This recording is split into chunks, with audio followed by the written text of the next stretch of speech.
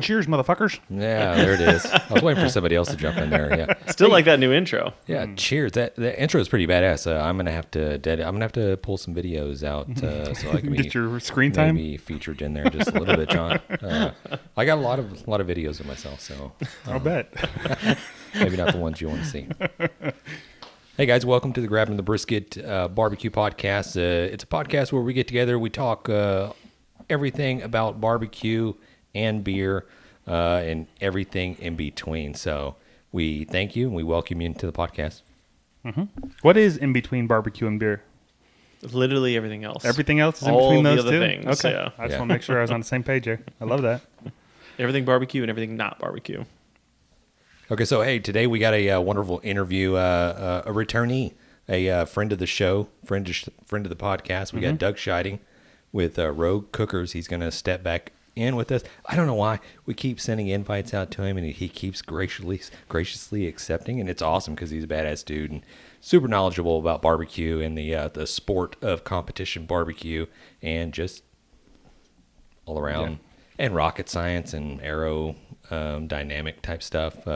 And I got a few things that I have planned out today. I really didn't do it on purpose. It's just kind of stuff that kind of just happened today. But it does involve, I guess, space and flying and stuff like that. How do planes fly? Right. Nobody really knows. I think I watched a Joe Rogan podcast at one point in time where he was talking about, maybe it was a stand-up that he did. And he was like, how does any of this stuff even works? Like, if all the smart people die, we're just all screwed. Yeah. Because we don't know, how does this cell phone work? How does this electricity work? Nobody knows. We're just all going to die. That's true. We're just all going to die. That's a nice I think it'll be a good, solid, good 2 weeks that everybody's great. But after that, I think society just breaks down. Yeah, we keep going to the grocery store. Like, why is it not refilling? Like, where's... Right. Exactly. I think that's kind of what they're thinking about with, there's a lot of trades and stuff that this new generation is just not picking up, and they're like, it's just going to be gone. All this knowledge is going to be gone. It's kind of the same thing. No, hopefully it just means that they're going to start getting paid more and more, and people actually start doing it. So yeah, maybe, definitely, maybe. Hopefully, the knowledge of barbecue does not go away. I think that's one thing that's probably going to stand the test of time. If we do lose electricity, there are going to be gentlemen and gentlewomen out there that do know how to operate a offset smoker and cook with open fire. 100. Was that a good response? Right. No. Were you even listening? 100. There was a fly. I was tracking a fly. John's OCD's kicked in. 100%. Yes, it has. Okay, so today, let me go through it. I'll read this just really quick before we jump in some of the crazy talk that I have. So today we're welcoming in Doug Scheiding, a pit master, barbecue competitor, a world champion with the Rogue Cookers. Doug has won numerous awards in the barbecue competition circuit and is a brand ambassador and pro cook team to the Head Country Barbecue and the E3 Meat Company. He's also a co-host of the Barbecue and Baseball podcast and the Barbecue Traeger Grills Pro Team member. It's going to be awesome catching up with him and trying to learn little tips and tricks and secrets. We try to pull a little bit out of him. I mean, hopefully he's willing to share. I know he will. Yeah, and we're going to get his entire competition rib recipe for you people, so stay tuned for that. Yeah, and we've had Doug on multiple times, so go back and check out some of the former episodes. You'll get a little bit more of a backstory on how he came about to where he is in this barbecue, I say game, I mean this barbecue industry that we're in right now. I mean, he started as a engineer graduate from Texas A&M University, and then got obviously that was his deal, but then he found the love and passion of the art of barbecuing, and that kind of, once that bug gets a hold of you, it's kind of hard to shake it. And he's totally into the science behind it, right? Like he's running racks of ribs maybe 4 different ways to figure out, and just changing one little thing, figure out what's the best. Like, I don't do it. Who would have thought an engineer is behind the science of barbecue? I'm just saying, crazy. He's yeah. And we joke about him being a rocket scientist, but he actually pretty much is. Yeah. He'll be using some big words. We'll be gotta look this up real quick. Right. Gotta be like that, John. Look that up, please, as we continue. I saw today what kind of blew my mind a little bit. the green gummy bears and the Haribo gummy bears, the gold bears, the green gummy bears. What flavor did you think those were? Green gummy bear would be a apple or A sour green apple. Yeah, something Yeah, like that. that's what I thought too. But apparently that's not true, and this is corroborated as well. It's strawberry. Why is it green? I don't know. Let's be honest. They all just taste like artificial fruit, right? Yeah, well, That is true, but why green? Why? Yeah, I don't know. It doesn't make any sense. Because red was already cherry or something. how I did don't you know. stumble upon this? Like, I go through different rabbit holes on Twitter and TikTok and social medias, and it was something that popped up, and I was like, okay, that's weird. so what is the red? Cherry? I guess red's cherry. Fruit punch? I don't Fruit know. punch, maybe. I don't know. Have you guys seen? We've probably talked about this before. Some of the Amazon reviews of the Haribo sugar-free those are ones. so freaking funny. Ray shits their pants. I think we've talked about it before, but if you haven't heard that, if you haven't heard of it, go look up the sugar-free Haribo on Amazon and go down, scroll on down, and read some of the reviews. You will laugh your ass off. Yeah, definitely. Yeah, if you need a colonic, just go ahead and grab you a handful of those. Yeah, or if you need something to make you poop. Yeah. Big words. Big words. Big words. I also saw that McDonald's is dropping a new sauce. Did you see this? They're No. dropping a Big Mac sauce. Like, it's Doesn't going to Big go. Mac already have a sauce? It's a Big Mac dipping sauce. You dip your burger into it? Yeah, it comes in like a dipping sauce. So I don't really know what it is. I imagine it's just, I don't know if it's the same sauce that the Big Mac comes with, but it's coming in a sauce pack form. Huh. You can dip your nuggets in, or you can do We need like French a fries. sauce bowl to dip that thing into. I don't know how they're Right. going to do that. I bet it's just the Big Mac secret sauce that they're putting in It's it. like extra sauce. Yeah, you Yeah. can Isn't it just like dip your Thousand nuggets Island? in. Yeah, basically. Yeah. I'll probably never try it. I'll be honest, Really? I've never had a Big Mac, so What? Really? Really? Why? I mean, it comes with cheese, and I don't. Road trip. I never. I would have to order it without cheese, and I'm just like, no. Then it's just two hamburger buns on top of each other. You have two hamburgers on top of you know what I mean? It's like it's weird. That is weird. I'd be like, can I just take the middle bun out and just eat a double hamburger? I mean, is that weird? Yeah, it's weird. The whole thing's weird. Yeah, it's weird. But I did hear that McDonald's reformulated their burgers, so anybody out there, maybe go check them out. I know they're fixing to unleash them. They have changed the way they cook the patties, and I think what they're doing now is they're taking the onions and they're diced like super fine, and they're basically making like a Oklahoma smash burger type deal. Oh, so they've been Really? watching us lately. So the onions go down, the burger goes down to that, and it cooks on that. Basically, the burger's a little bit different. I think they're changing up the buns a little bit softer. They've added a few things. The cheese is a little bit more meltier, and apparently they're bringing the hamburger back. Oh. The Hamburger. Hamburglar.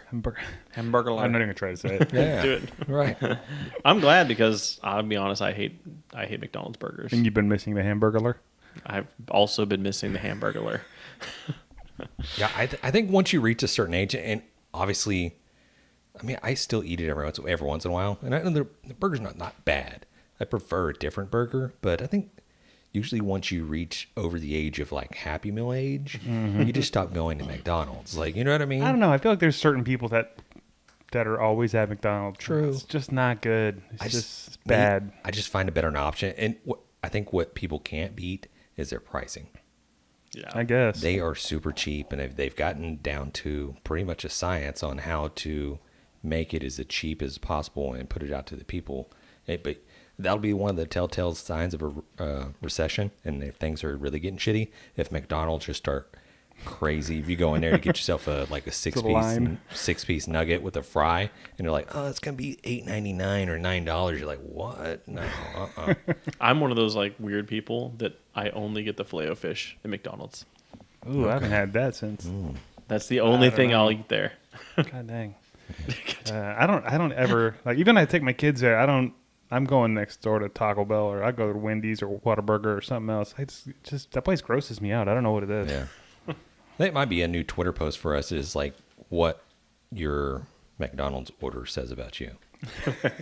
Oh, I don't want to know what mine says about me. Filet-O-Fish. Like a weirdo. I'm a weirdo or I'm Catholic. It's one of the two. Exactly. Right. Last I saw, so today SpaceX Starship launched today. You guys catch any of that? No, I didn't even know. I heard about it. Elon Musk is, I guess apparently it's the largest, a super heavy rocket that they've built and put up in sky. And it wasn't really designed to go up into outer space and fly around and come back down. This is more of a test flight. Could it get it off the ground into the orbit, and then not orbit, but before it gets into orbit, it's supposed to do a maneuver where it kind of just like circles around, does like a little 360 and kick off its, I guess, boosters. It malfunctioned or something, so it ended up self-detonating in the sky, which was not totally planned, but they knew it was a possibility it was going to happen. But all in all, it's a total success. But the big thing is how much of its payload it can carry up into space. Really? Yeah. And it's like, of course, I had to like Google some of this shit because I didn't really like. You didn't know all the science like behind rockets? Elon's using a bunch of big words. Maybe on his we should be website talking to and shit. Doug about this. Definitely, yeah. We'll bring it up to him. So, it goes into the Starship will be the world's most powerful launch vehicle ever developed, capable of carrying 150 metric tons, fully reusable, and 250 metric tons expendable. So I assume whatever they carry up there, they're just going to get rid of. Right. They can't land with all that weight, but they can take off with it. Correct. So that rocket will be able to go up in there and then turn around and come back down. So, and I also made a little caption trying just perspective for anybody out there that's listening. Is like, how much is a freaking 150 metric tons? It's a lot. Is what it is. Yeah, it's like, I think it's like 300 something thousand pounds. But I did like the math equivalent to the Grabbing the Brisket podcast. So that equals to about 2,053 kegs of beer that it can take up to space. Wow. I thought you were going to go with briskets. How many briskets is that? Well, he's almost ready to go to Mars now. Right. Yeah. You can make it almost there. Yeah. I'm out of beer. Shit. Well, if he has this crew on here, he might have to send 2 rockets up there for sure. Refuel. We drink it on the way there. Yeah. We're out. I did see some of that, though. And it's funny because it made it up. They said like 25 miles, which is, like you said, everybody's saying it's a success. But if you look on like the Twitter and the people that do not like Elon, everybody's hating on him. They're like, oh, he failed. His thing exploded. And they're like, they knew that was going to happen. Like they literally planned for it. I don't know. Everybody hates him. They're just like, please just let us back on Twitter so we could just spread misinformation to everybody. I know. I like him. Like, I don't know. He's funny as shit to me. He's like, I don't want to censor anybody, but just quit saying false stuff. You know what I mean? Right. Hey, nobody more successful than you will ever be a hater. Just remember that. Yeah. That's true. Little nugget for you. And we're moving on, guys. Hey, we're moving on to Lawn Chair Larry. Have you heard of this story? I do not think I have. Okay, I haven't either. This comes to you from 1978. Does it have to do balloons? It has to do with balloons. I've heard of this guy. This guy, crazy. It sounds like he's probably was, if he wasn't in the 70s, and he was a neighbor of ours, he'd probably be right here on this podcast, like kind of crazy shit that we would do. So this guy wanted his, I'll go into, I won't read this whole excerpt, but 1978, a man named Larry Walters decided he wanted to fly. But instead of getting his pilot license or building his own airplane, he came up with a rather bizarre plan. He went to a military surplus store and purchased over 45 weather balloons, which he filled with helium and tied it to a lawn chair in his backyard. That's the start. I sent you a couple of pictures. I don't know if you got it today. No, I didn't even see it. I sent it to the Grabbing the Brisket. I don't know if it's too late for you to post it, but maybe later on in the podcast we'll mention it to Doug coming up. So I sent you a picture. They actually have the chair itself in the Smithsonian Museum. Don't reward this shit. I'm not even rewarding stupidity. Okay.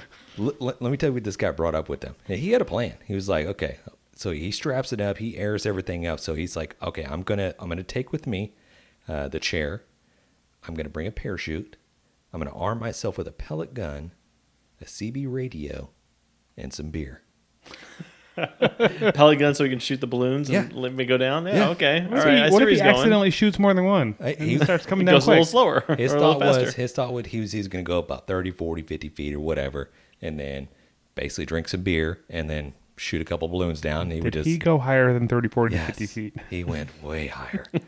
This balloon shot up like a rocket. He had this sucker weighted down or something. Yes. And cuts the cord and shoo. I'll shoot some pictures. It looks like he's got like milk containers filled with water on the side of his chair that are like roped up. That was his anchor to keep him from like taking off. And I assume it was probably tied to the ground, and he's like, whatever. So he shot up to an altitude of 15,000 feet quick. And so he got up there. 15,000? 15,000. Oh, man. He's like, that's like hypoxia kicking in. How he doesn't know what's going on. How high do airplanes go? Yeah. Like 40,000. But 40? yeah, Okay. when you get up above like 10,000, like hypoxia, you don't know what's going on. You're alive, but you're out of it. Like you could die pretty quick. So maybe he brought oxygen with him. Hopefully he was smart enough to bring the beer. Maybe he brought oxygen as well. Probably, right? Yeah. So he gets up there, and all of a sudden, you know what he forgot? So what his plan was, he was going to get up so high, cut the rope. He didn't bring a knife. Parachute. Yeah, he didn't bring a knife. What about the BB gun? Was that for like shooting birds or? No, He gets hungry while he's up there. It was to shoot the balloons, but it didn't really go into details why he didn't shoot the balloons. I don't know. Maybe because he was 15,000 feet in the air, not thinking very clearly. It's Probably true. so. He could have got up there fast enough and. So so he went straight to the CB. He started radioing for help. I think there were some certain pilots that were able to intercept his communication that thought it was a joke until I think he was spotted by a freaking pilot, and it was called in. So he went 200 miles. 200 miles? He went 200 miles. And I think this is probably like a 45-minute flight that he went up in the air. 200 miles. Damn. He He's landed. making good time. He landed. I don't know where he took off, but he landed in Long Beach, California. Yeah, he was immediately arrested. Long Beach? Long Beach. Lucky he didn't land in the ocean. He's I know, I right was there. like- Yeah. So maybe he was able to pop off a couple shots and bring him down. I'm not really sure what happened or how they got him down, but yeah, everybody out there listening, look up Lawn Chair Larry. And I think here in a little bit, we'll bring some pictures. We'll get those pictures up in just a minute here. Of Larry himself in the chair and all that That stuff. is like I that. heard a story. Crazy. There was a priest in Brazil who did the same thing, and his plan was to float to like the next city and like raise awareness and get some money or something like that for some people that needed it. He went the wrong way and went over the ocean, and he didn't make it. No? No, they found him a long time later. But I think it's just don't strap yourself to balloons and go up in the air. Just don't do that. Or Good use a idea. chair that's like maybe like an inflatable chair, like the floating ones for your pool, and that way if you land in the ocean, Then you could just float. die of starvation. Yeah, right. Great. Good idea. he had a parachute. You said, why didn't he just jump off? I think the parachute was tied to the chair. Oh, so if it started to fall, And he was seatbelted into the chair. Oh my god, This guy thought of it. I just wondered, did he drink all his beer? I think I would have drank them all. Like, yes. That's why he decided to land eventually. Did He's he like, say? all right, I'm did he out. say what kind of beer it was? he did not. Oh, okay. These are the specifics I'd like to know. Hey, it wasn't any IPA, I can tell you that. Definitely not. No, it was Milwaukee's Best or Hams or something. I don't know. All right, Anyways. John. Well, let's go ahead and hit the fine folks up with the barbecue news. Hot off the grill, barbecue news. And first up, I just saw this on the social medias and reached out to our friend Brooke Lewis from the Shed. They just won their 10th Covey Award. I was like, well, that's awesome. Tell me more about it. Like, what is that? Apparently, it is a where the hell is it? It's an award they do for the best. Well, they have the best of all kinds of stuff down there on the coast in Mississippi. Yeah, so they won for best barbecue. They hadn't won in a couple years, so they're super excited. But because they're such awesome people, when they got up there to accept their award, instead of doing like a normal speech, they actually like went through and gave a shout out to every other barbecue Honoree or mention. Yeah, all the other restaurants around there that were mentioned that were part of that community, and I just thought it was super cool, so I thought I would share that. So congratulations to them. That's badass. 10-time Covey winner. Yeah. Oh. I wondering, did they mention grabbing the brisket? Did Was Brad that one go? of the things he brought up? Did They Brad probably go? should've. Did Brad go? Just grab the brisket. He probably did. We can ask him. We have them coming on the show again shortly. Nice. Yeah. And then the next thing I got here is the Kansas City Airport. I don't know. I think we talked about this once before, but they redid that airport. I don't know if you guys have ever been through there. It's a a real piece of shit of an airport. There's no food. All the food is outside of security. It's not a good airport. But they just redid it, and they've got a new section. I forget what they're calling it. Barbecue something or other. I don't know. But they have a restaurant in there that's going to be ran by Smokin' Magic, formerly Black Magic Barbecue. I don't know if you guys are familiar with these guys. Yeah. They won some KC, I don't know if it was KCBS, some big competition, and the prize was you want $25,000, but you also get a 1-year contract in this airport for the restaurant. Nice. Yeah, and then That's badass. But this airport, if you go there, you gotta go check this place out. They've got all kinds of barbecue shit going on in there now because Kansas City's, I mean, they're number 2 in the nation, so for barbecue. They're known for their barbecue sauce. Yeah. Anyways, so they've got the barbecue spot in there. They've got a bunch of other shit, barbecue shit. That's what I got. That's all I got for that. Upcoming guests, I thought I'd mention some of those real quick. I just said we got Brooke and Brad coming up. They're coming up in about 3 weeks. Jonathan Jones, Smoking Hope, coming back on in about 2 weeks. And then we have Erica Roby from Blue Smoke Blair coming on in about a month. Nice. All right. I will say that I did see a viral video of this guy at this airport, completely belligerent, just pissed off that his flight got canceled. And the cops are talking to him. They're like, "Sir, have you been drinking?" He's like, "Yeah." And he's like, "How much you had to drink?" I was like, "I had 3 margaritas." And he's like, well, who gives a shit? He's like, and the guy's like, "Well, you can't be doing." He's like, "Then why have a damn bar right here in the airport?" I was like, well, That is true. He's got a point. That is true. he got you there. It's funny you mentioned that. Anytime that there's a delay, we know, keep your eyes open because they're going to be coming on shitty. Like they're just sitting in the airport. They got nothing else to do. People start drinking. You're just throwing drinks and peanuts. Just like, don't be mad at me. Well, honestly, if you know they're drunk, they can't come on the plane. That's the law. Just make sure you hide it. Yeah, That's the rule. So please hide it if Lie. you're coming on my flight. Yeah. You're not above the law. Anyways, that's all we got. Hot off the grill barbecue news. But we do have a mail call.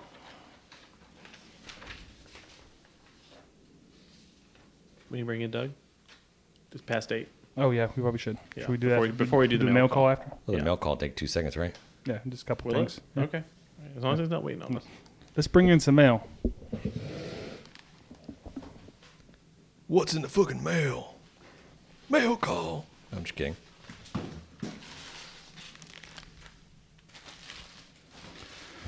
At least you opened it up, John. Yeah, I did open it up this time to make it a little bit easier. This gentleman reached out to us, I believe on Twitter. I'll put his information. I'll put his website down below. Dad's Seasonings, and he sent us. I don't know if this is his whole lineup or not, but Yeah, we got the lemon pepper. I think. What do you have there? Nika Barbecue. I don't know. Okay, got the OG original. And the chili dulce. Chili Dolce. Dolce. Dulce, huh? James. See that? My Spanish is good. We usually Salt have Jan and over here to hold pepper. it up to the camera, but yeah, Nice. that's all we got. We'll take some videos and we'll take some pictures and we'll put it out there on social media so where you can check them out. So big Yeah. shout out to those guys for sending us the. There's a little letter here. I'll read that off the air. Oh.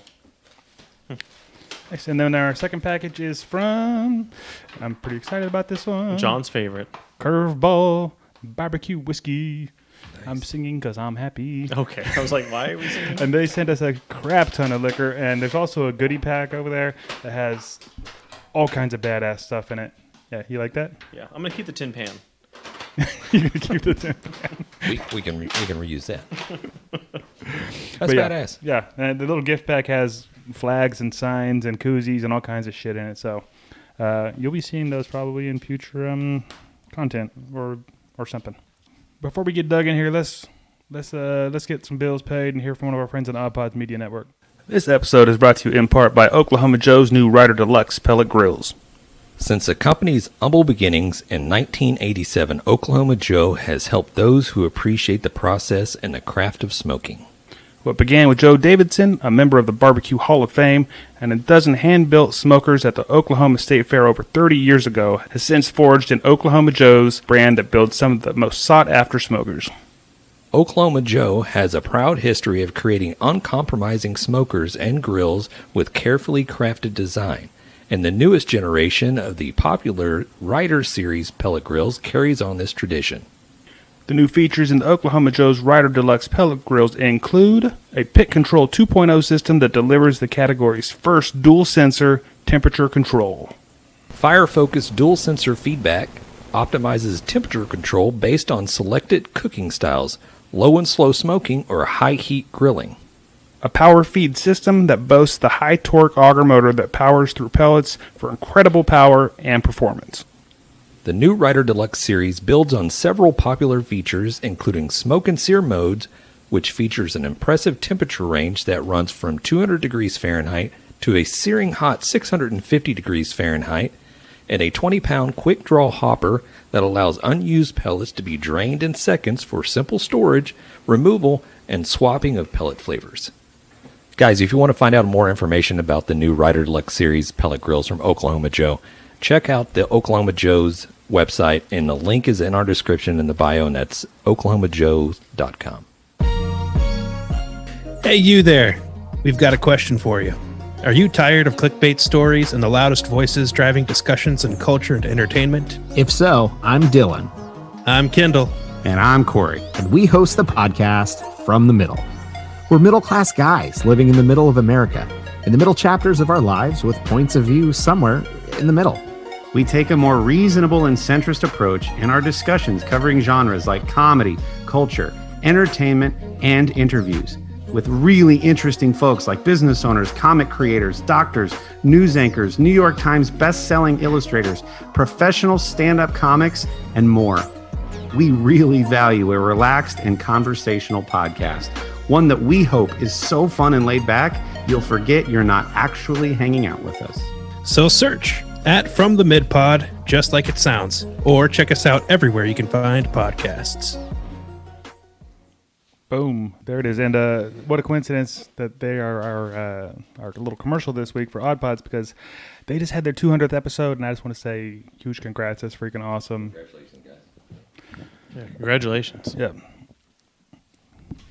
Speaking of awesome, we got Doug in the house. Ha ha ha. There he is. Hey. What's going on, brother? What's up, guys? Not a whole lot. Looking forward to having you on. Sorry we had to cancel on you a few weeks ago, but this is great. Glad you're here. Oh, no worries. No worries. All good. I don't know why you keep coming back for this punishment. You got to support the Texas guys. We got to stay together. Definitely. I love the new digs. I love the digs, the podcast gear that you got going behind you there, Doug. Hey, welcome into the Grab the Brisket podcast. So we've already pumped you up. We've already alluded. We've already told the folks and the people to go back and check some of the earlier episodes where we can get the backstory on Doug. So I wrote down a few things. So it's what I do. I kind of plan stuff. So. We talked. We'll get your point of view because we dropped a few stories earlier today, and it was coincidence, but it does have to do with space and flying. And I know Doug comes with the aerospace engineering degree from Texas A&M, which congratulations, that's freaking phenomenal. And you moved into a field of barbecue, and I know it wasn't like a super quick transition. It wasn't easy, but you had some great success in winning some world champions, winning at some of the highest barbecue competitions that this country has to offer, and I know that has to feel badass. Even some of the highest competitions that the state of Texas offers, which I'm kind of biased, and I'll put it out there. I mean, I think we have some of the best competitions and cooks in the world. That's just me. I don't know what your thoughts are, Doug. Oh, absolutely. So, and I think you're seeing now the Texas cooks, like Bill Purvis and, Fred and everybody going out and spreading their success amongst the KCBS folks as well. So I think that proves that Texas has a fine set of cooks throughout the state for sure. Right. That was kind of always the thing before, right? Oh yeah, Texas cooks are good, but they're not doing KCBS. They're not doing. Yeah. They're not doing. They can't cook pork. pork. And yeah. Right. Yeah. I guess some of us can. Yeah, I always joke around, and I even made a joke earlier talking about we were talking about I guess Kansas City had like their airport fixed up, and they had an addition barbecue restaurant that got put in there, and I guess the people that got in there won a competition to be able to kind of be in there, which is freaking awesome. It's fantastic. But when I think of that style of food, I think of their sauce. I think it's just that sauce just on everything. You know what I mean? And it's not for me. I like sweet every once in a while. I'll take one candied rib, and I know it's awesome and it really is good.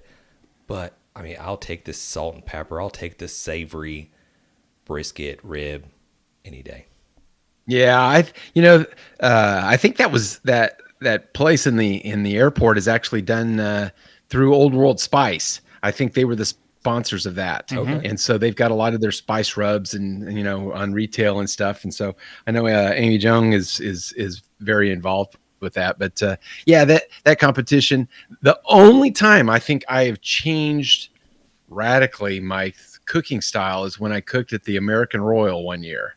And we did the invitational and got our asses handed to us the first day. And so I said, that's it. I'm making everything sweet the next day.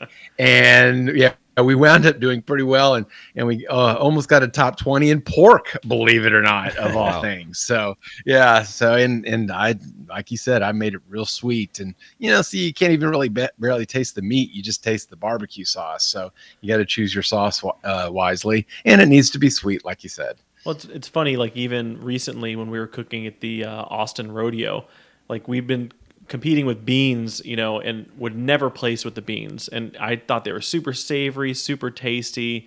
And, we just never hit. And we're like, man, what do they want? We're like, you know what? Let's just try to make something real sweet. A sweet kind of bean. First time ever. Is that what it was? You got first place. Y'all stinkers. It was our first time trying. Like, that's what they want. I guess they just want sweet beans over there. Something different. Yeah. Really? Wow. That's amazing. Yeah. I actually at the Royal, I got 24th in beans the last time I cooked up there, and they were sweet baked beans. So they want. I'm actually going to make them this weekend. I'm going next week to cook a foundation event for anti-human trafficking, and so I was like, it's in Kansas, so I'm like, bring out the Kansas sweet baked beans. Do it. Yeah, you got to. I got the idea. I got the idea from seeing. I think it was Burnt Finger Barbecue. They always. Megan. Yeah, they always turned in beans, and they were always so successful. And he put a recipe out there that featured a sweet barbecue sauce and a spicy barbecue sauce, and then having the beans underneath a protein, whether you're cooking brisket or pork butt, and then having all those drippings just drip down into it. And of course, I think we added bacon to it as well, along with brown sugar, and just let that go for like hours until it was just this sweet baked bean that everybody just loved. And maybe it's when you're eating just a bunch of savory stuff and you get a hold of something sweet, you're like, okay, that's it. Extra pops. It just pops. It's different actually, and that's the way I like to cook. I like to bring different flavors in and not cook the same thing. So, I'll go to I've been to a few classes and stuff, and I just want to pick up a few techniques, and I don't need or want the recipes because I don't want to taste. I don't want everybody to taste and cook the same thing. We all need to have our own style. Yeah. We need to have our own style. It's interesting doing some of these classes and just seeing you hit the nail on the head. It's like, I'm not trying to just get your recipes and just trying to recreate those, but you want to see some of the techniques. You want to see like, what are you doing that I'm not doing? And some of those classes, and they're valuable to anybody that's interested in taking some of these classes. And I think Doug, you do a little teaching yourself, but there's all these classes out there, but to learn those little techniques, and there's some that I'm like, I never even thought about that. It's just so weird. And it was so easy and simple. I never even thought about that. And I was like, okay, I'm going to start introducing it and bring it to my repertoire for sure.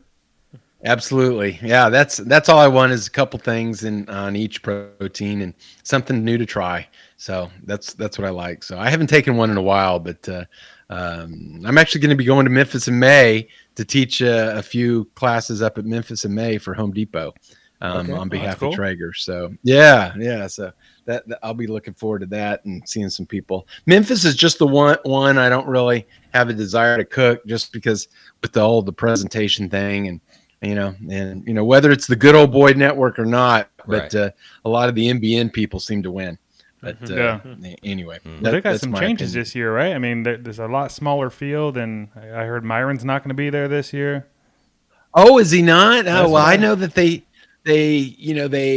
with the renovations to the park, they had to cut down on 30 to 40 teams. So I think the teams had to ante up like $7,000 and then be told that they got axed and couldn't. A guy that won like ribs, I heard a few years ago, didn't get in and stuff. So it'll be interesting. So yeah. So I mean, it's crazy. But the whole presentation thing is just not my.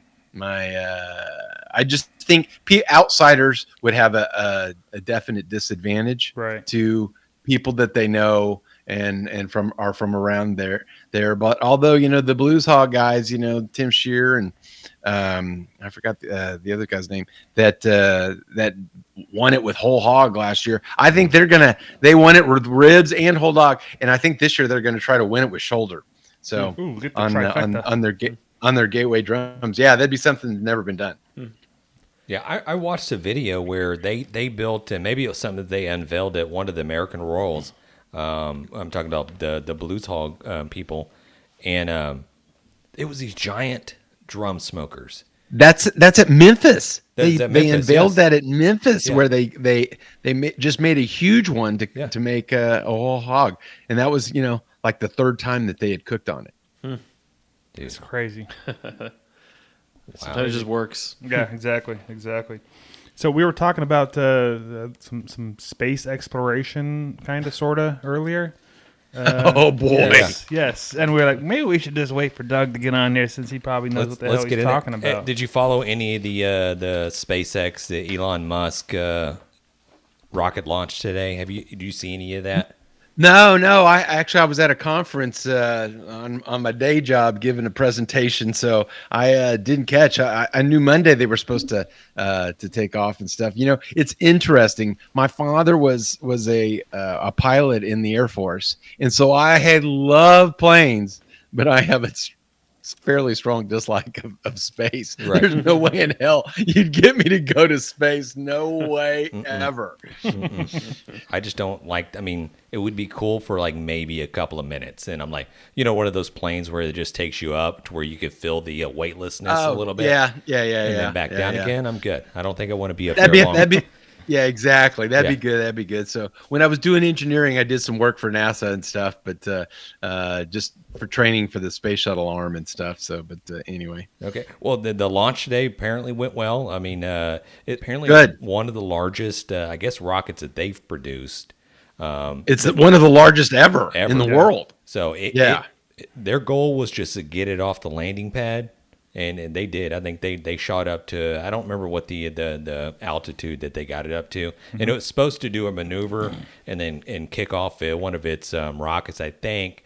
And it kind of spun around in the air a little bit, and then it just kind of self-detonated or whatever they called it. There's a terminology where they blew up. They blew purposefully. It up. Yeah. Correct. Oh, really? Oh, yeah. I didn't know that. I didn't know they were going to do that. I thought it was supposed to land in the Gulf. But maybe I think that was the plan, but there was an unplanned explosion. I think, the blowing up was the backup plan. Correct. Yeah, plan B. Yeah. Well, it blew up, and they can say that was a backup plan. Right. So, it was so large, they had like 31 engines on the thing, and getting them all to fire at the same time was going to be highly complicated. And I heard some MIT professor talking about it and how complex it was in order to even think about what they're doing. Well, James did the math for us earlier and told us how many kegs of beer it could carry up into space. We got 2,053 kegs of beer it can carry. That's pretty good. I think it's equivalent to about 300,000 pounds. Yeah. Well, that'll last about 6 months. we were equating that to like Almost on our Mars, trip to right? Mars. Yeah. You know, if we had enough beer. We're going to run out of beer halfway there for sure. Right. Well, he wants to develop and put a city on Mars and stuff. So yeah, that's just crazy to me. But Yeah. no. Yeah, I'm good right here. I don't think any of us are going to be volunteering to go on that first trip. No. So we didn't, before we get into kind of the rib talk, we did talk about Lawn Chair Larry.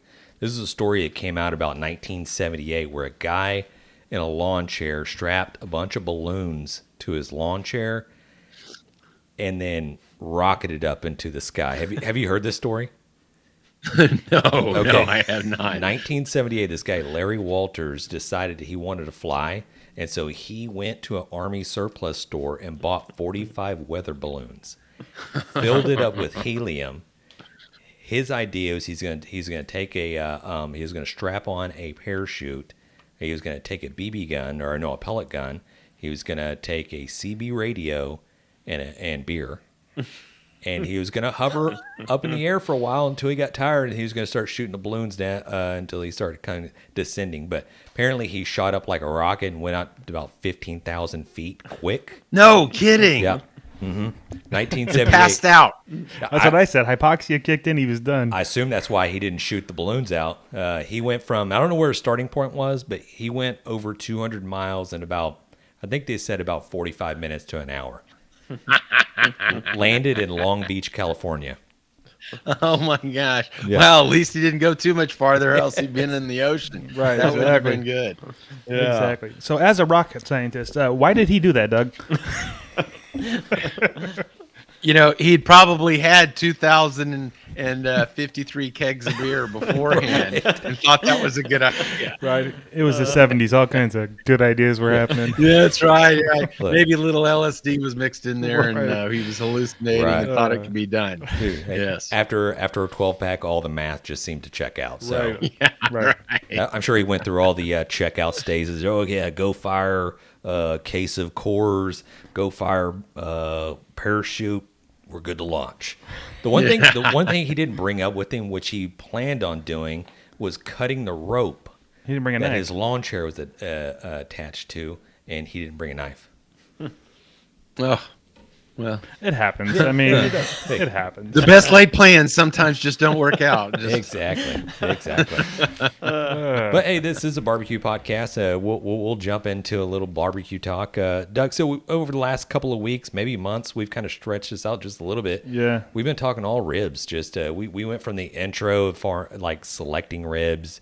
We got I saw that. I listened to that one. Yes. doing a little bit of a trimming, and I think we've got all the way up to really just seasoning.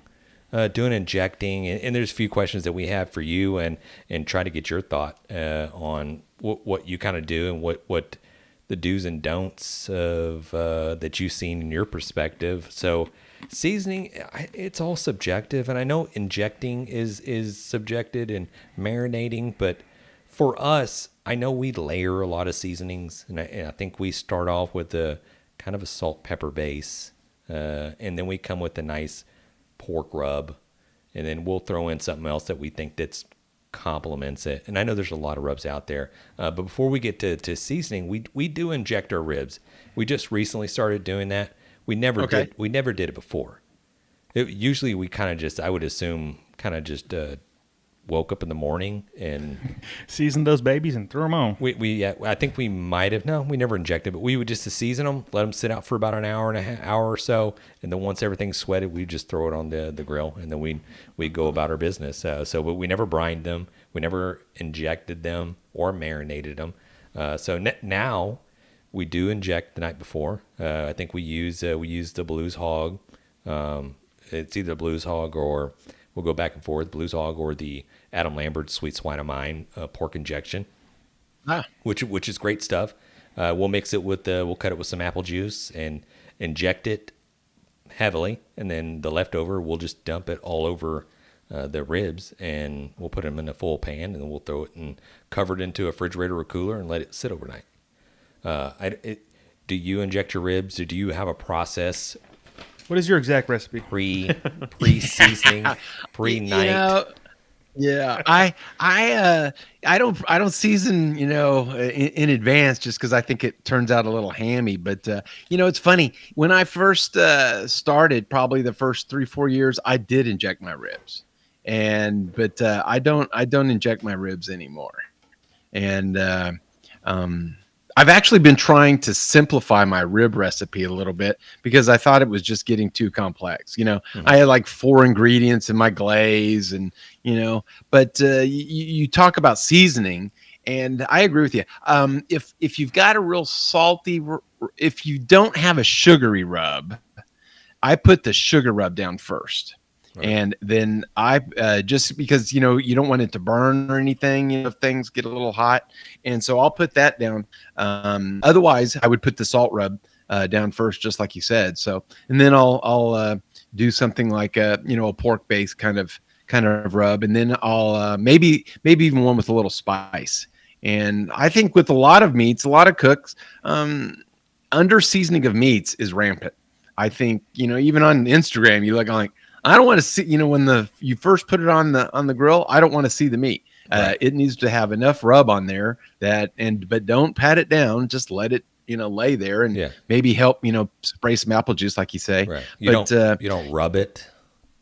No. And no, I don't rub it. No. Now I will, spritz it with apple juice and, help the sweating process kind of go. I used to let them rest for about 30 minutes before I put them on the grill. But now I'm kind of the mind that, put it on.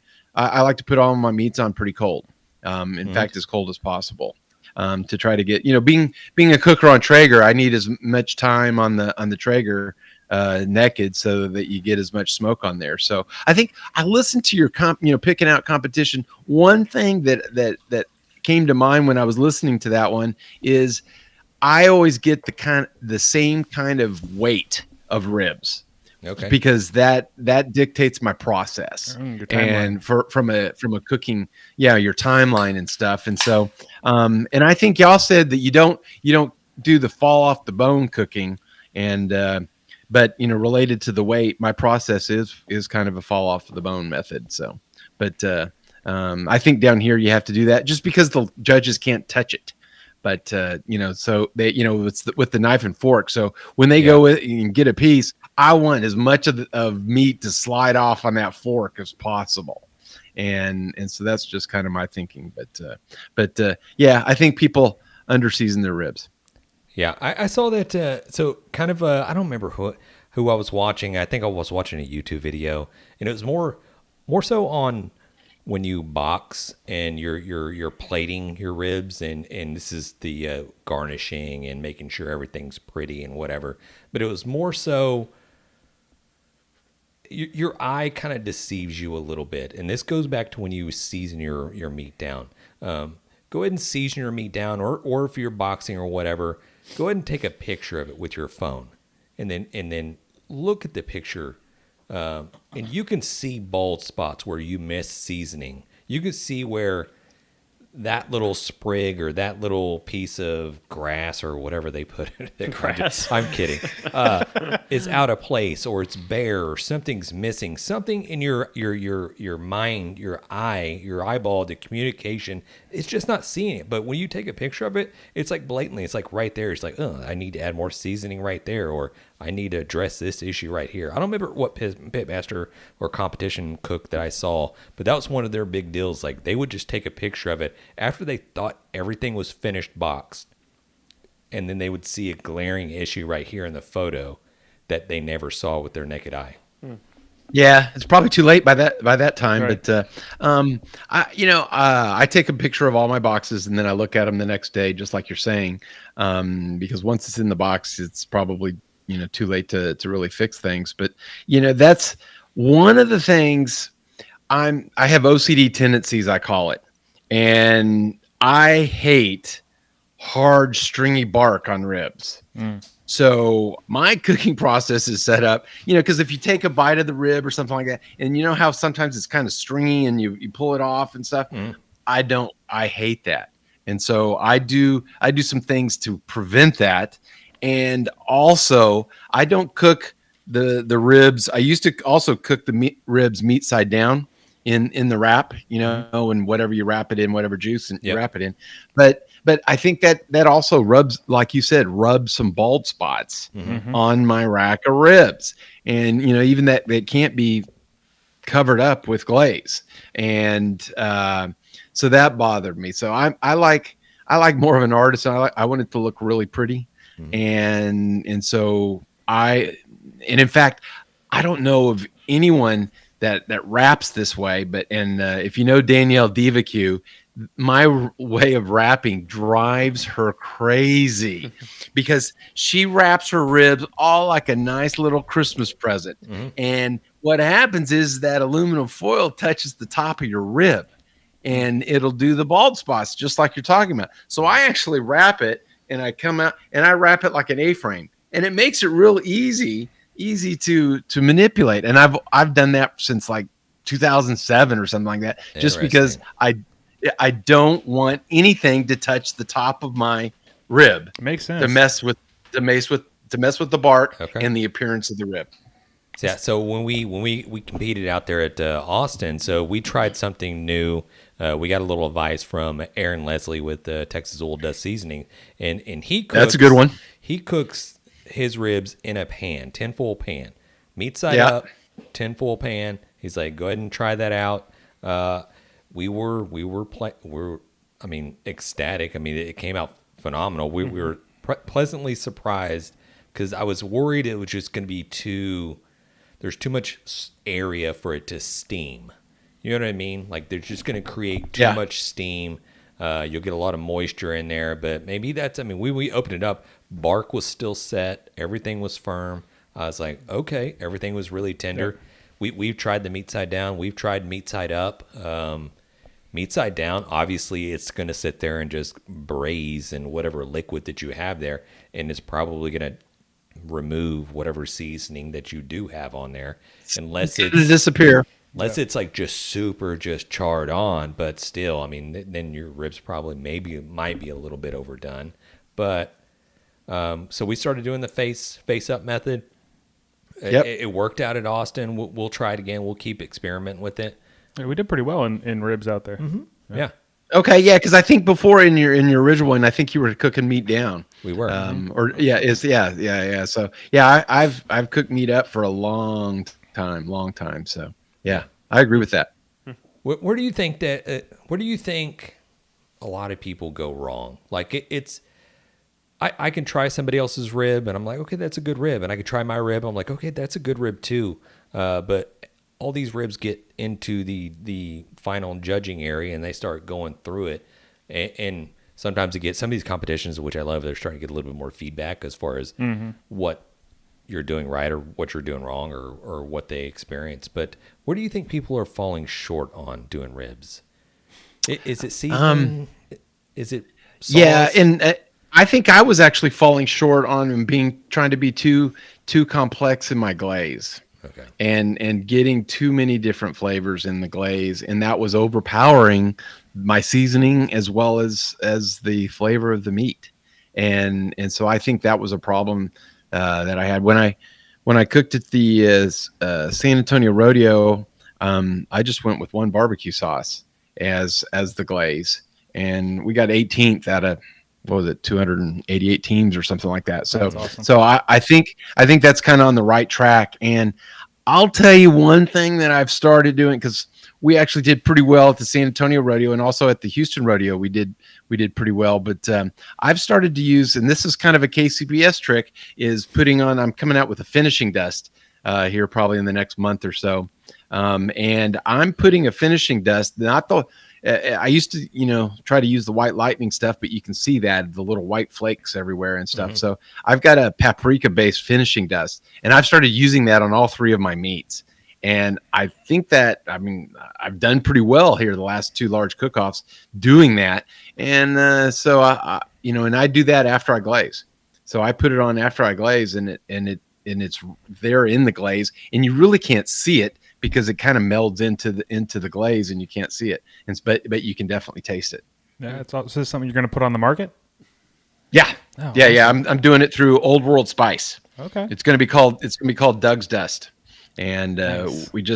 we just finalized it and went through several iterations and stuff. So yeah, that's going to be coming out. So I'm going to be coming out with the brisket rub and then an all-purpose rub. So it's something I said I'd never do, but you know, and every year I say I'd never do this and I never do that, and then I wind up kind of doing it and stuff. So like I said I'd never be on podcasts and on the Barbecue Central and the baseball and barbecue show and as a co-host and stuff. So yeah, it's every year it's something different. I get into something different that I thought I'd never do. Well, I can't wait to try some of that stuff. That sounds amazing. Yeah, definitely. Yeah, how is it? I'll be honest, I haven't checked out I need to check out the baseball and barbecue podcast. Can you tell us a little bit about that?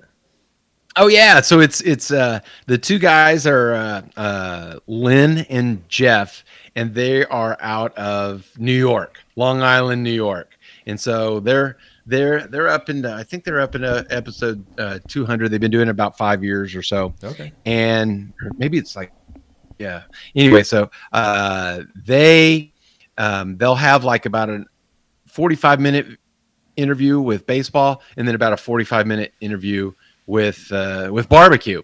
And so the first time I was on, I've been in fantasy baseball for like 22 years, and so I'm kind of a freak on so I know a lot of the stats of recent stats and stuff. And so we started talking some baseball, and I'm a Cubs fan, and they're a Mets fan. And so anyway, but I told them my two favorite moments in baseball, and the second one was when I went and saw Albert Pujols. I go to a different stadium every year, so I've been to 18 of the stadiums. This year we're going to Cleveland in May, and it was when Albert Pujols went back to St. Louis for the first time. Those fans cheered him like he was still on the team, Right. and awesome. it was so cool to see. And so in the second game, I went down. We actually had a box, and then we had seats behind first base, and so I went down there for some reason, and I recorded Albert Pujols cranks one over the left field wall. The stadium erupts and everything. It was just fantastic. But my favorite moment was when I was on, I think it's June. The date is June 2nd, 2012.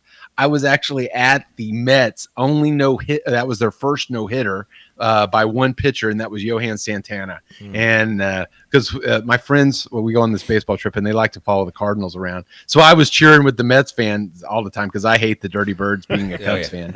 And so and it was just a fantastic, magical moment and stuff. And so that kind of won their hearts. And so they had me on for a few baseball. In fact, we just were on with Jeremy Affeldt, who was a 3-time winner with San Francisco Giants. And he owns a brewery here in Bernie, which is not too far away. Yeah. And I saw him on a TV show, sent him an Instagram message, and he said, hell yeah, I'll be on the show. So he actually had just started a podcast too, episode 7. But anyway, it's a lot of fun. I think maybe this weekend or the next weekend, I was co-hosting. It was with Meathead, so Meathead was on their show again and stuff. And so it's good. I get to open the show with the first question and the last question as the guest host, and it's been just a lot of fun. So I'm on there usually once or twice a month. Dude, that's badass. Yeah, I could tell you my least favorite baseball moment involved Albert Pujols. And that was the of course, I'm an Astros fan, being here in the Houston area, when he destroyed Brad Lidge, and he hit this home run that I don't even think it landed. I don't think it still landed. But I think he ended up just ruining Brad Lidge's career. Up to that point, the guy they called him lights out. He would just, and then he. Oh, really? That was a turning point for him, you think? He could not get it back together. No kidding. Oh, I'll have to look into that. That's very interesting. Yep. That's very interesting. So yeah. I like it. Never was a fan of the St. Louis Cardinals. I guess the Astros, I guess back in the day, were in the same division with the Cardinals and Cubs. Am I remembering that correctly? Or was it I don't remember him being in the same division. I actually stopped watching baseball for a period of 10, 15 years after the strike and stuff, and then got back into it for fantasy. Okay. So I'm probably misremembering, but yeah, no, it is. Yeah. But in fact, we were a little late tonight. I actually picked up this new pitcher that just started pitching today, and he pitched against the Cubs and did pretty well. But anyway, so I was all excited, like, oh, this is great. I'm glad that there's a delay. Nice. His name's Mason Miller, and I picked him up off the waiver wire. So I can't wait to piss some people off. So Hell yeah. but That's what fantasy sports is all about, pissing somebody off. oh yeah, getting the guy before another competitor does. So absolutely. So yeah, we've been doing it for a long time. Have a live draft and stuff. So Well, I'm sorry this is going to come out of left field so much, but I have to ask you this question because when I saw this, it was like just very bizarre sounding to me. Somebody had asked you what the strangest thing I think you had ever cooked was or had, and you had mentioned. Do you know what I'm going to say? Crawfish. The crawfish cheesecake. Yeah, it's in a hot. It's a savory dish. Yeah. So it's a hot. It's like a dip. And Okay. And we had it at a restaurant here in the San Antonio area, and so we started delving in and stuff. And so my wife came up with several renditions of it, and it's a pretty strange dish, just from the standpoint, because it's like a cheesecake, but it's hot, and it has the crawfish in there, and has a the seafood taste to it and everything. So I just imagine it could be good, but trying to like wrap your mind around eating that. You know what I mean? It's not something I'd ever would have thought of, especially a cheesecake being hot. So yeah, it's a savory dip, and that you can serve. So you don't eat it like it wouldn't be a dessert. It'd be more like an appetizer that you serve at the beginning of the meal. So yes, I've been actually one of my old high school buddies messaged me one time and wanted the recipe, and I'm like, okay, let me dig it up. And so I sent it to her. Because that's one of the things, I keep a journal, and if the recipe's interesting, I file it away and keep it for later use at some point in time. So okay, well, I take it you're not serving that in the open category at these barbecue competitions, though. No, that hasn't come up as one of the ones I want to serve as the open category. Now, y'all did real well at the Austin Open in the open category, right? We did. Yeah. What was it? 12th or something? Oh, the brisket or the beef rib mac and cheese. Yeah, beef rib mac and cheese. Yeah, that sounds very interesting. Yeah, it was pretty legit. So, yeah, because I served steak and mac and cheese at the Houston and got like 20 something and stuff. But that sounds good. And I think we beef rib. We definitely get some style points. I think whenever they open that up and there's a big old bone in beef. Oh, I loved. I'm telling you right now, I may steal that. That was a great. That's a great idea. Yeah, that's a great idea. I know your wife Jen. She used to throw down the steak and the Hasselback potatoes.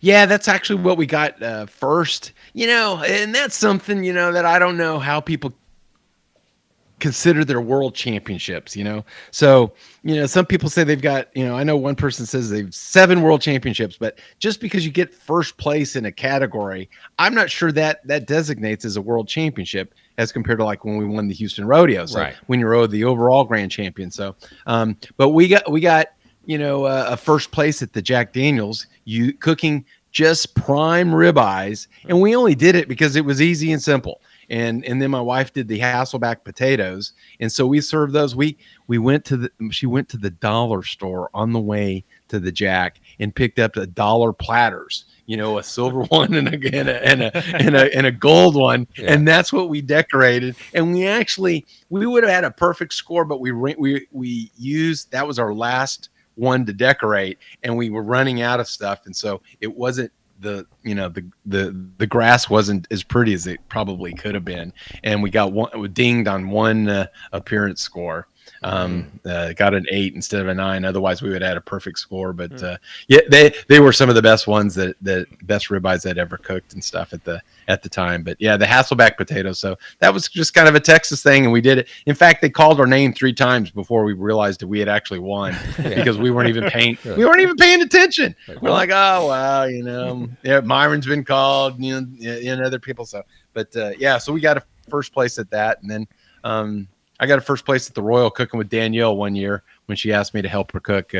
So we got a first in potato, and I think we tied for first in sausage. So, but I still just I just still say one world championship, not 3 or 4, whatever. Right. So, yeah. Where do you think? I'm coming to the questions. Where do you think people go wrong with steaks when they're doing these competitions? I know SCA. I don't know if you've how many SCA competitions you have under your belt. I know we've not judged, but when we went to the American Royal, Kel Phelps with the Barbecue News Magazine was kind enough to let us go behind the scenes of the SCA competition that they were doing there, and we got to try like about 20 turn-ins after they were already judged. A lot of great steaks, and that was kind of a really good eye-opening event for us because you got to taste all the steaks. Definitely a lot of just umami flavor, a lot of soy, a lot of Worcestershire, a lot of butter, like a lot of some that they all do use a lot of butter. Yes, exactly. But sometimes some of them taste like just artificial butter, and some just taste like okay, maybe that's real butter or whatever. We had some good ones and we had some bad ones. We had some ones that are like I don't even know what that flavor is. But any input, any insight on doing a steak? I actually have a curiosity on SCA, but I haven't actually cooked one. And the reason is I'm long known for this. I'm anti-grill marks. I'm like, I want an all over sear. And, that's just not popular in the SCA, the SCA world. So, I like, and that's where you get the Maillard effect and actually when you put those grill marks on, you're actually burning the meat fibers so that they actually can't retain, water, so you're actually burning them to a crisp when you do that and they don't have the flavor that you really want. So, that's just a different world. Now I will use, there is a meat tenderizer that I use from the SCA world. If you've listened to, Rusty Monson of the Pitmaster podcast and Anthony Lujan, they probably cover the most on the SCA, cooks and having people in on their show and stuff. And so, I've listened to a lot of their, the methods and things like that they do. So, it's just, it's appealing because, you don't have to be there for 36, 48 hours sort of thing. And, you're in and out and you can take, your pickup truck and, put a grill in the back. And, so that actually is very appealing.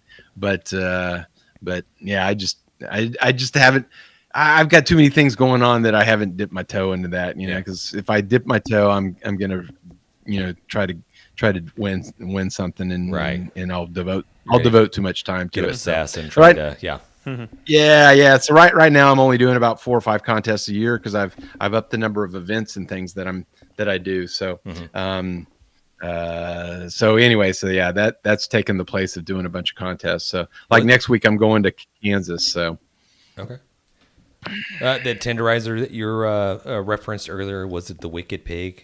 Yes, that stuff is amazing. Is amazing. I got it at the house. I've experimented with it once. I need to play around with it a little bit more. But yeah, it is. Don't do it longer than 20 minutes. Yeah, but that stuff is good. That stuff is real good. All right, it sounds awesome. Before we cut you loose. And I don't remember if I talked to you about this before or not. Do you have maybe like 1 or 2 tips that we can give the listeners for ribs? This is, we're sort of wrapping up this rib series. And if we could give 1 or 2 tips from the Doug Scheiding road cookers to the listeners, that would be amazing. Well, I talked about the weight. Make sure you're always cooking the same weight of rib. So, I'm a 375. Oh yeah, absolutely. Okay. So, I'm only, I cook, I think on one of the podcasts, y'all went through kind of the number of racks to cook and stuff like that. So I cook 4 racks of ribs and I try to pull only from 2.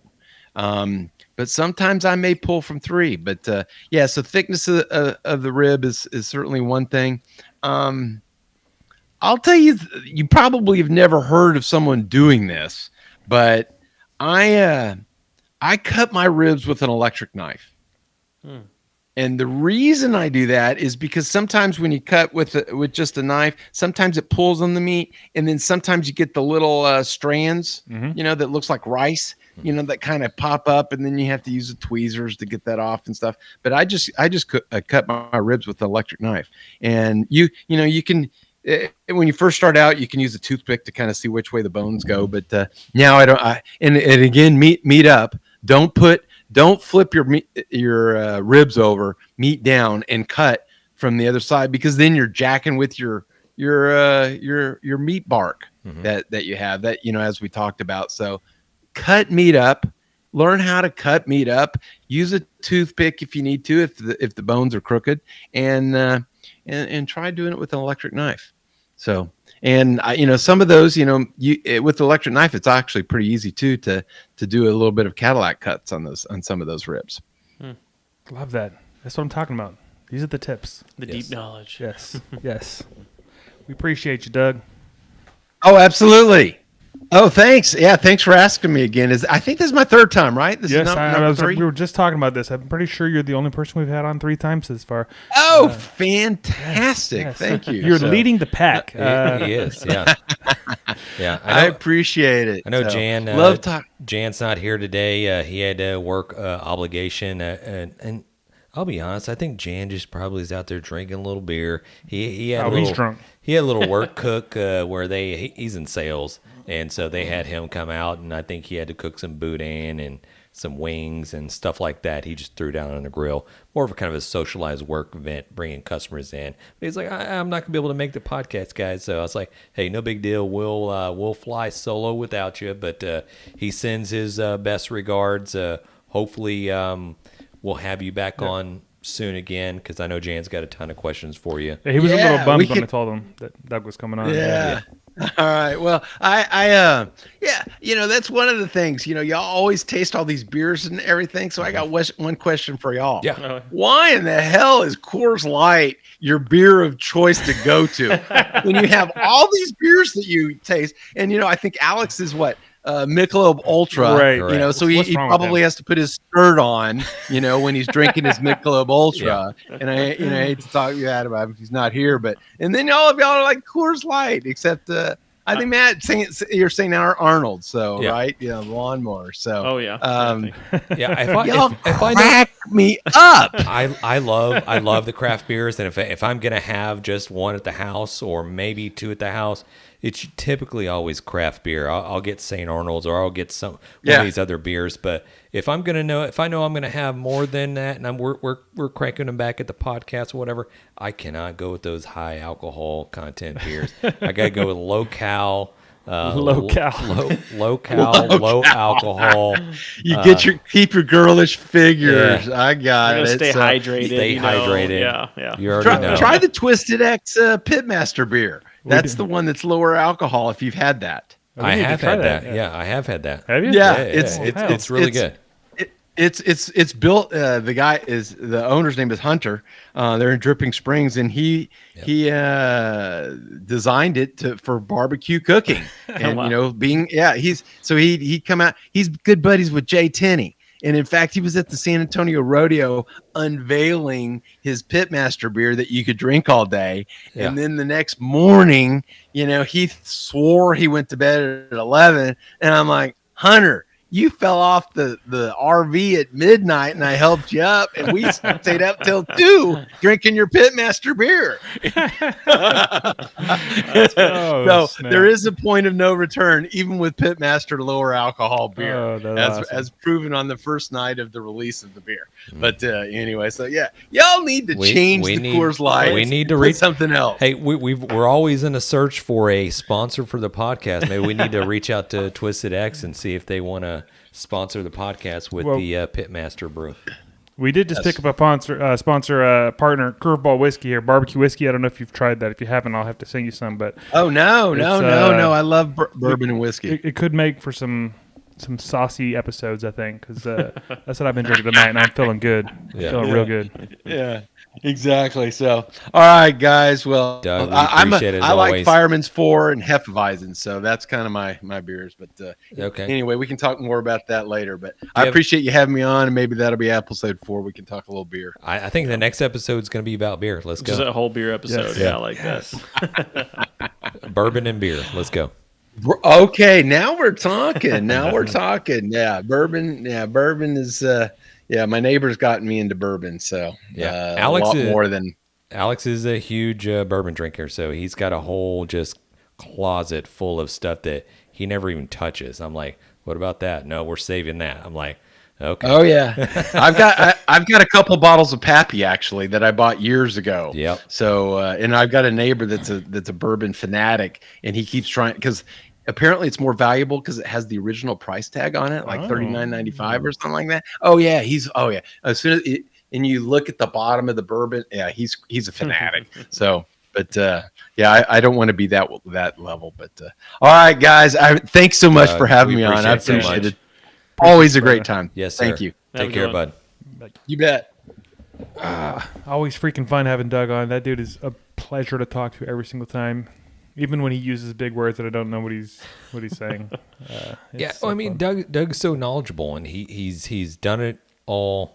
He's been to all the competitions. He's won a lot. He's part of the pro ambassador teams, whether it's E3 Meat or Traeger or Head Country. Super knowledgeable guy. We enjoy having him. He's charismatic, very enthusiastic, and he loves the craft of barbecue, and his passion shows. So I mean, it's freaking always awesome having the guy on. He's pretty open, right, with sharing his knowledge and whatever. I mean, he's not giving out all the secrets, but he's giving out some of the secrets, which is good. What do you got for us, Matt? Well, first of all, I think we need to cue in the Grabbing the Brisket Beer review. Now, it's funny that Doug was giving us a hard time about drinking Coors Light and all these light beers and everything. Yeah. What do you think about 'Cause- that, Doug? I got a craft beer, light beer. Boom. So this Now is what, from New Magnolia Brewing Company. And this is the Heights Light Lager. And they say here it's a silver award winner from last year. Yeah, isn't this from the American Beer Festival? Didn't they win silver out there? Sure, let's go with yes. But what I like about what I wanted to get this is because we've interviewed some brewmasters before, and they've mentioned that like the light beer is one of the hardest ones to do. Yeah. They mentioned like IPAs and stuff like that. It's actually kind of easy, and that's why you see so many of them in the craft brew world. But light beers are pretty difficult, so thought we'd try out a Wonder if light beer. The flavor will reflect that. Where were these guys out of? I'm not Magnolia? These aren't the people that were trying to go set up a thing at their brewery, is it? Sure. It's actually Houston. don't think It's Houston. so. Houston, What Texas. was the one that Denny was talking about? Oh, we did a review. I'm not going to remember the name off the top of my head. I want to say it was like Magnolia something, but I could be wrong. Yeah, I think you're wrong. I don't. Yeah, I think you're wrong. I don't remember what it was called, but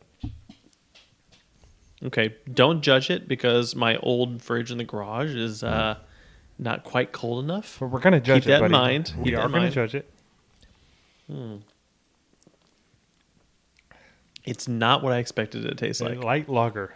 When I hear light lager, I think of it's going to be like a Coors Light kind of beer. This is Right. pretty And damn it's not light. like that. No, It is light. It's not Coors Light. I'm definitely getting some other kind of flavors on It's there. lighter sweet. than Coors Light.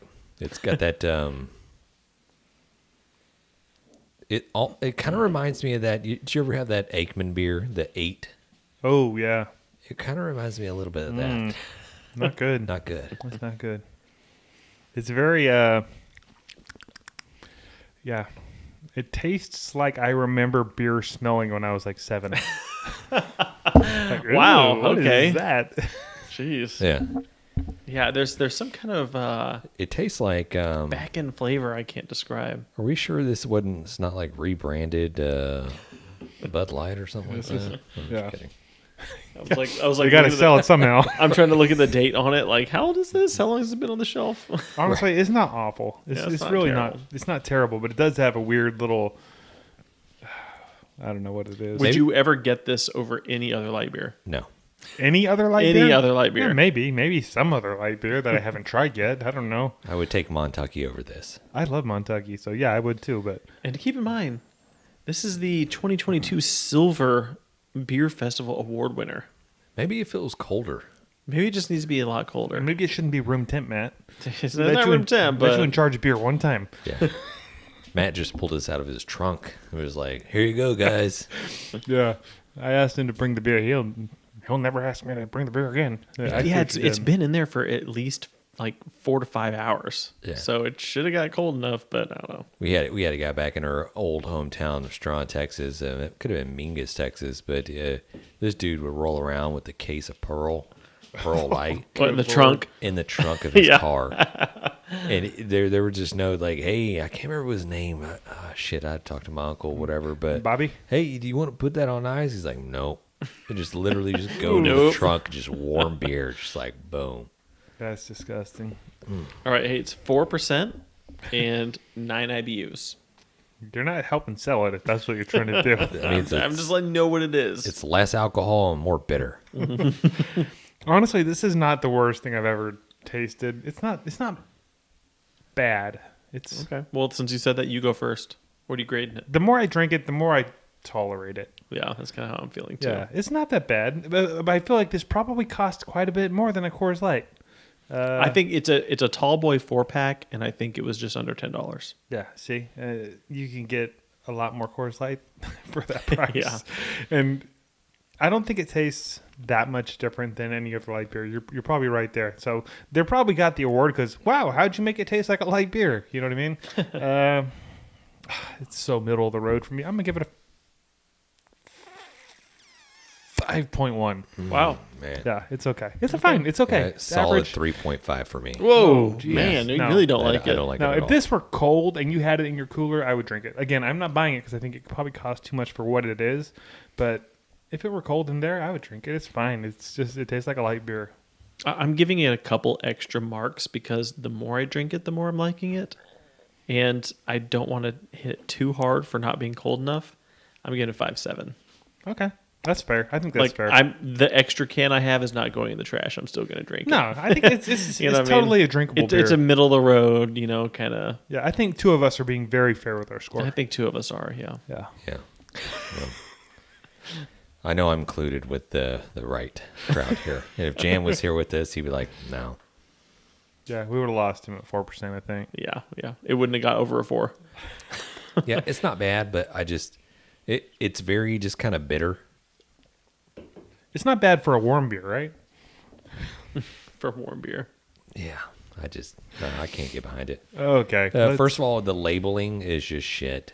Like, that is true. You don't like I'm yeah, I sorry. mean, it is kind of It's just pretty mediocre. just give me something. Like, give me some monkeys with knives fighting each other. We're too spoiled from the Martin House beers. There's just a lot of open space on this Yeah. can. Like, you could have done something over here or over here, down here. There's like just a lot I'll be of honest, room. part of me picking this was I'm just determined to not get a Martin House beer for Right. variety's sake. Well, I hope Right. you learned your lesson.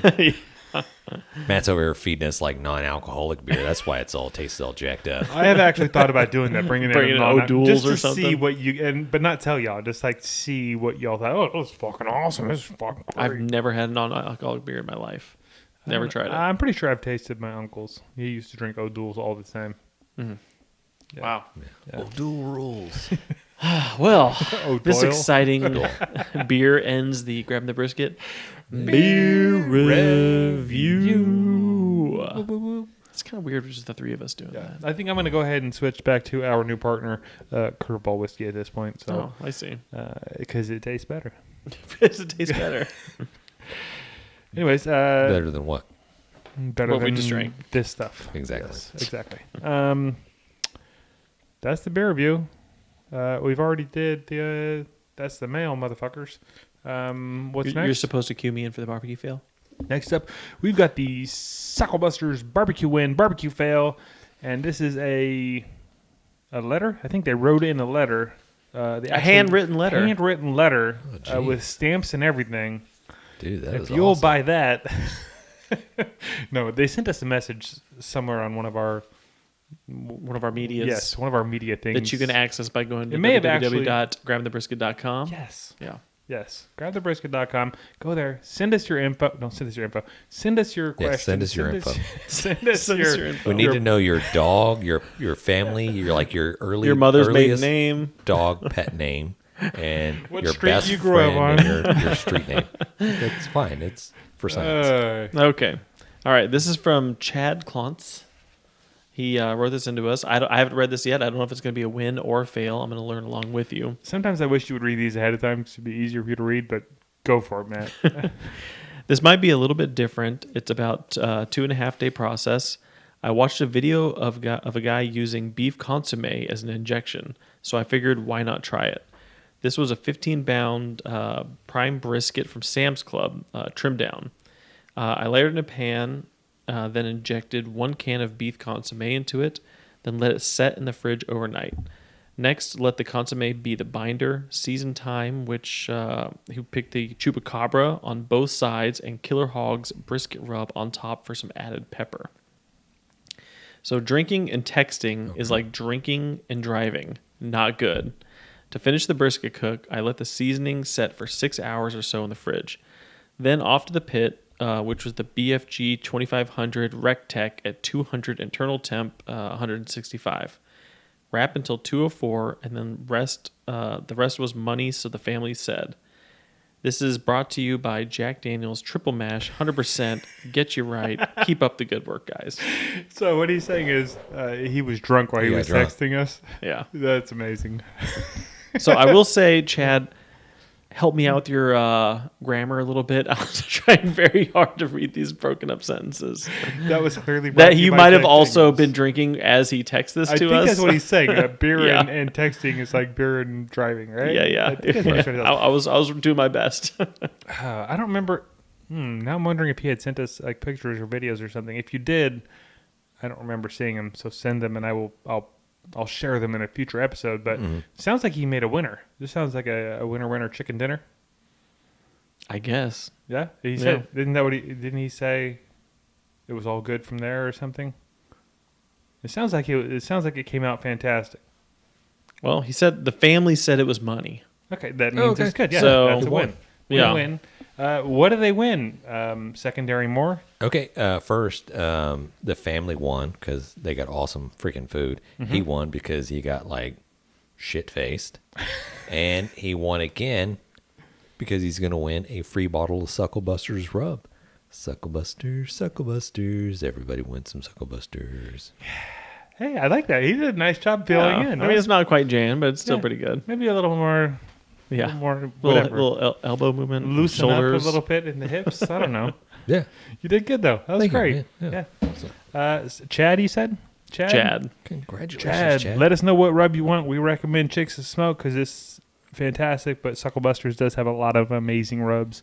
Just let us know which one you want. And if you want to get a free rub from SUCKLEBUSTERS, send us your barbecue win, your barbecue fail, and you can send it on any of our social medias, or you can send it through our Hotline number 434-829-2299. Exactly that. Glad I could help you out there, Yeah, John. or grabthebrisket.com. We appreciate it.